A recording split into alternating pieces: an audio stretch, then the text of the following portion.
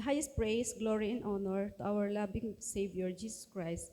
Remember the cherished and the blessed preachings and teachings to our dearly beloved parents in the Lord. Greetings to the beloved Almeda family, beloved preachers, beloved brethren, and visitors. Magandang gabi na po sa ating lahat sa pangalan po ng ating pinakamamahal na Panginoong Yesus. Nagpapasalamat po ako sa mahal na Panginoon. Minsan pa po, nabigyan po ako ulit ng pagkakataon na mapasalamatan ang kanyang mga dakilang gawa sa aming buhay. Actually, nung linggo pa sana po ito, kaya lang po talagang sabi ko, Lord, parang hindi ko deserve magpatotoo kasi parang nabablank ko po yung isip ko. Marami po kasi akong inisip. Pero humingi ako ng kapatawaran sa mahal na Panginoon kasi nung sabihin ko pong hindi ako magpapatotoo, bigla ko pong naramdaman yung balikat ko. Grabe po ang sakit. Parang sabi ko, mahal na Panginoon, parang gusto kong sabihin, pwede bang humabol sa pagpatotoo? Pero nahiya na ako. Kaya sabi ko, mahal na Panginoon, sa susunod na gawain, sana po loobin mo na makuha ako magpatotoo. Magpapatotoo na ako, mahal na Panginoon. Humingi ako ng kapatawaran sa mahal na Panginoon kasi talagang tumanggi ako. Sabi ko, mahal na Panginoon, patawarin mo ako kasi hindi pala talaga kalugod-lugod sa harapan mo na hindi ka pasalamatan kasi napakaraming kabutihan na binibigay mo sa aming buhay. Kaya sabi ko sa mahal na Panginoon, sa susunod papatotoo na ako. Bigla pong naalis na yung nanakit ng aking balikat. Talagang nandyan talaga ang pagpapatawad ng mahal na Panginoon. Sabi ko, mahal na Panginoon, maraming salamat.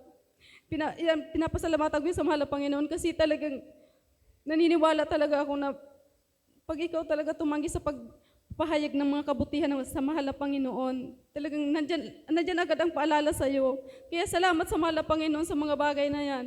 Pinapasalamat ko pa rin sa mahal na Panginoon kasi nung yung Sunday po na hindi ako nakapagsamba, grabe po talaga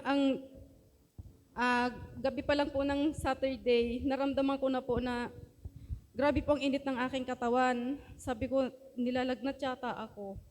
Tapos sabi ko, mahal na Panginoon, lumuhod ako sa mahal na Panginoon, nanalangin ako sa Kanya. Sabi ko, mahal na Panginoon, alisin mo naman to, pagalingin mo ako kasi bukas po, linggo, gusto ko po makapagsamba.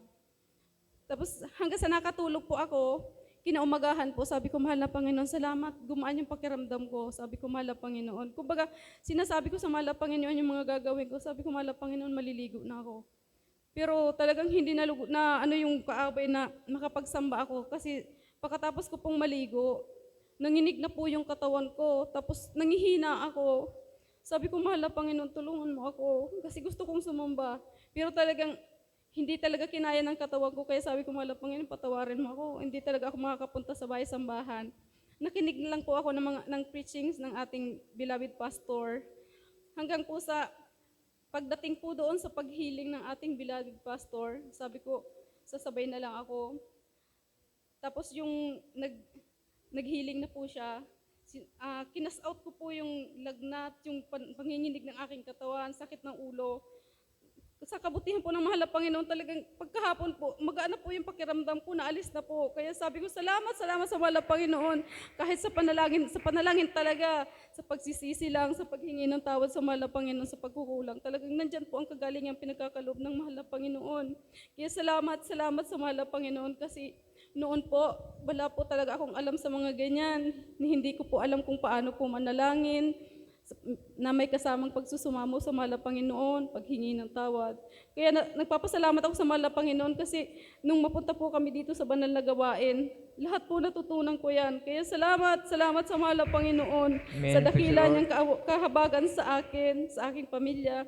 Pinagpapasalamat ko rin sa mahal na Panginoon kasi nung krusada po sa Telegrapo, kami po'y nakadalo rin ng aking beloved. Nagpapasalamat ako sa mahal na Panginoon kasi patuloy niyang pinanghahawakan ng aking beloved. Binibigyan niya ng kalakasan. Hindi naman po lingid sa inyo ang kanyang kondisyon, pero talagang nandyan ang habag at awa ng mahal na Panginoon. Patuloy kaming nananampalataya sa mahal na Panginoon na talagang siya lang palagi ang magbibigay ng kalakasan, palagi niyang panghahawakan kami. Kaya salamat sa mahal na Panginoon sa pagsubok. Talagang dyan po tumatatag ang aming pananampalataya. Sabi ko, mahal na Panginoon, salamat. Kahit may pagsubok talaga. Salamat, mahal na Panginoon, kasi hindi mo kami pinababayaan.